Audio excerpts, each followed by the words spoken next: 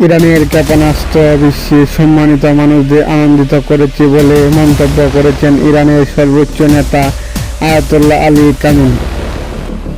সামাজিক মাধ্যম এক্স অ্যাকাউন্টে শেয়ার করে একটি ভিডিও ক্যাপশনে তিনি এই মন্তব্য করেন।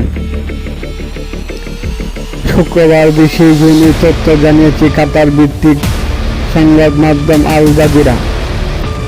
সংবাদ মাধ্যমটি বলেছেন, ইরানের সর্বোচ্চ নেতা Ayatollah Ali Khamenei social media platform x অ্যাকাউন্টে একটি ভিডিও শেয়ার করা হয়েছে। এই ভিডিওর শুরুতে গাজা ইসরায়েলি বিমান হামলা ও বেসামরিক লোকজনের উপর চালানো সহিংসতার দৃশ্য দেখা যায়।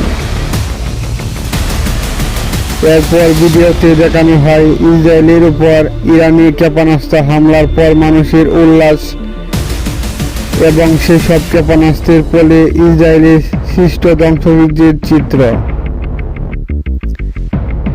ভিডিওর ক্যাপশনে লেখা হয়েছে, ক্ষেপণাস্ত্রগুলো বিশ্বের সম্মানিতদের আনন্দিত করেছে। ধারণা করা হচ্ছে ইরানের সর্বোচ্চ নেতার এই বক্তব্য তাকে সমর্থনকারী জনগোষ্ঠী, বিশেষ করে ফিলিস্তিন ও অন্যান্য মুসলিম দেশের জনগণের আবেগকে উৎসর্গ করে দিতে প্রকাশ করা হয়েছে।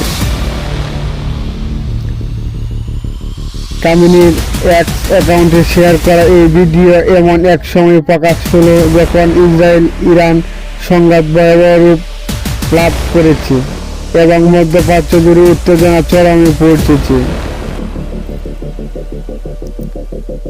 এইদিকে আয়াতুল্লাহ আলী খামেনিকে আর বেঁচে থাকতে দেওয়া যাবে না বলে মন্তব্য করেছেন ইসরায়েলের প্রতিরক্ষা মন্ত্রী। বৃহস্পতিবার 19 জুন ইসরায়েলের একটি হাসপাতালে ইরানি ক্ষেপণাস্ত্র হামলার প্রতিক্রিয়ায় এই কথা বলেন তিনি।